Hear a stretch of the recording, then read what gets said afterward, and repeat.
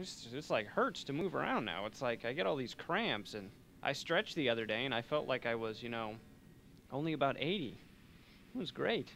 Like, did all this stretching, and I'm like, wow, I didn't know that could happen. And my muscles made this noise of somebody like smashing like concrete blocks together. They were like and popping. I didn't know muscles could make popping noises either. Oh yeah, thanks for congratulating me like you even care, camera guy. Anyway, I think I should totally narc on my boss now. How about that meeting I didn't go to? Yeah, I'm sorry about that. I really wanted to go, but, I don't know exactly how to explain this, but I got so tired that I went into the church and I just sat down and almost fell asleep. I was like, I just feel so tired. I need something to get me through this. And I walked into the church. And, well, I didn't feel tired anymore, so somebody's on my side. And I went back and studied. And I found the secret behind library coffee. You know what makes it taste so incredibly bad? It's the straws. Yeah, the coffee is so hot that it starts to melt the straw. Yeah, so we were drinking plastic the other day. That's why it tasted like a liquid goblin, just vile. Yeah, I can't even explain it other than... No, it makes sewage seem like a hot fudge sundae. It was like just a plasticky terror of doom and bad feeling hurt in mouth area. I can only describe it in pain noises. It was just so bad. But anyway, if you drink it without the straw, it actually tastes kind of good. See, I noticed this the other day. I was in the library studying, and I got this coffee, and I put the straw in it, and I start getting that taste again. I'm like, wait a minute. I pull the straw out, and the end is like mushy. It's not hard like plastic, it's mushy. And then I taste it, and I'm like, oh God, I've been drinking straw plastic. I'm pretty sure that there's probably some medical issues that follow with drinking plastic, but I'm just gonna go ahead and get the word out to everybody that I didn't know that there was a pull tab on the top of the coffee thing. So the idea is you pull the tab, right, and you just drink out of it. You don't have to stab the straw through the top because apparently straws don't go there. They don't go there. Girlfriend. Word. But yeah, it's actually kind of good. I made another cup. I didn't even put anything in it. It's a good, what do you call it? Good beans go to it. Good texture. Yeah. Made out of some pretty good beans. Pretty tasty. You know, I myself am a connoisseur of fine coffee. I mean, I've had the Jamaican Blue Mountain stuff, the really expensive stuff that's just overly priced. It's actually pretty good. Yeah, I mean, it's only grown in the mountains of Blue Jamaica, or Blue Mountains of Jamaica. I'm not quite sure what those look like or are like, but that's where it comes from, and it's pretty good. Really expensive, though. But, yeah, I had some of that, and I really haven't gone on any further adventures to go find coffee, and I started about when I was, let's see, I'm wanting to say, started drinking coffee when I was about 16, so it's been about, yeah, about 3 solid years, me drinking coffee. But I actually quit once for an entire month. Did I tell you that? Yes. Oh, yes. Yes, I did.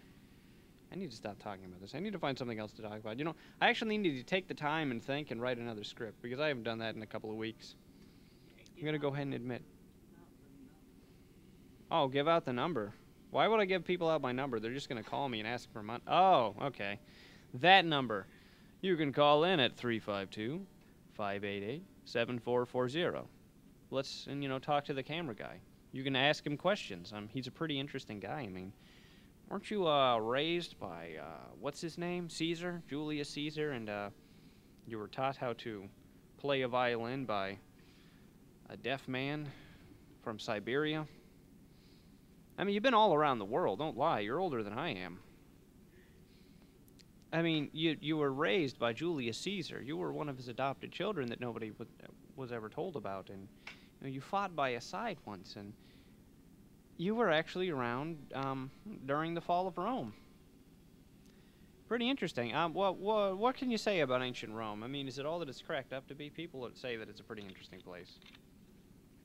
Don't drink the yellow... What? Oh. Oh, you mean like this? Yeah, it was pretty interesting, I say. Yeah, really? Did they really have all that plumbing? Because, No, they had never had no plumbing. they didn't have plumbing? No, it was really smelly sometimes. The there. history says that they had plumbing and the aqueducts and all that. Don't believe anything you hear in the history books. That's all. No, are you sure? Was it Rome? Like in Italy? Or was it Rome, Georgia? Because there is a difference. I think it was in Italy. Last time I checked. Really? That Rome? Yeah. I don't know, because the history reports say that they had working pipes and plumbing, but Huh. since you were there, I'll take your word for it. Yeah. I wasn't in Rome. I was, I think I was 2 around that time. Yeah. Not as well traveled as the very interesting and in-depth cameraman. I'm telling you, I mean, he taught me how to throw a boomerang the other day. He's like, hey, you want to learn how to throw a boomerang? I'm like, you got to be playing with me. He's like, no, seriously. And he just, like, we threw a boomerang around for an hour. Pretty neat. I never knew that people were into that. I mean, I tried when I was a kid. I got, like, a wooden boomerang, and I just kept getting the thing stuck in trees. And then one day, I just threw it really hard, and it hit a tree, and it shattered. And I was like, oh, that stinks. But it's really hard. It's like, it's not even fair. It's a flat piece of wood that you just have to throw and catch. It's like, and what's the point? Why don't I just get a frisbee? I think they're supposed to be used for hunting or something. I don't know. I'm not a boomeranger. Boomeranganese. Would it be boomerangian? Boomerangian or boomeranger? I mean, I don't even know what exactly you would call a boomerang enthusiast. A boomeranger? I'm just going to say boomeranger. Yeah, you can call in and give me the answer at 352-588-7440. Tell me exactly what a boomerang enthusiast would be called, because I honestly have no idea. Or you can make fun of me. Either way. I mean, I'm offering that. It's so easy to just tear me down and rip me apart. If you ever get that primal rage to just make somebody cower in fear, call in. Yeah, the camera guy always does it. He's always setting me back to, you know, those primal stages of, like, you know, childhood inadequacy and making me feel just completely worthless. From what I know, well, other people's perspectives, it's quite easy. Try it sometime. Call in. Cash prizes. Whoever can come up for the best insult, for me. Cash prizes. Big bucks. Anybody. No? What I thought. I don't even know how many people are listening today. I think yesterday we had like 4 people. The record is 7. I don't know how to open the program, and I don't. I'm having another one of those days where I'm just ridiculously tired. Jeez, like a Monday. I call somebody? I have an idea. I'm going to call that guy that I know, the DJ I was supposed to interview, who I'm going to do that tomorrow. He says he's coming in. Wait, I have to do this. Is there any way that if I call him, they won't be able to hear it unless if I turn up the phone volume? They wouldn't be able to hear me if I turned up the phone volume. You know, I'm gonna do this. Hang on a minute. Now everybody can hear me. Well, I'm gonna turn it on speaker later. Hang on. I don't even know his number. It's in my phone. Keep watching. It won't take long.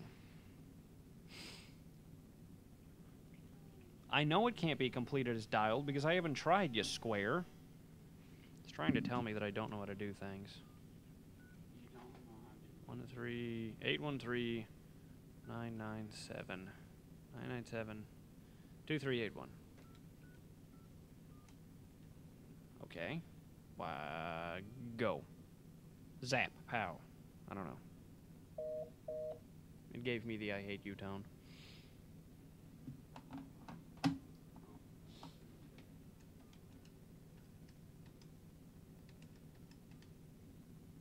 No, it doesn't want to dial out for some reason.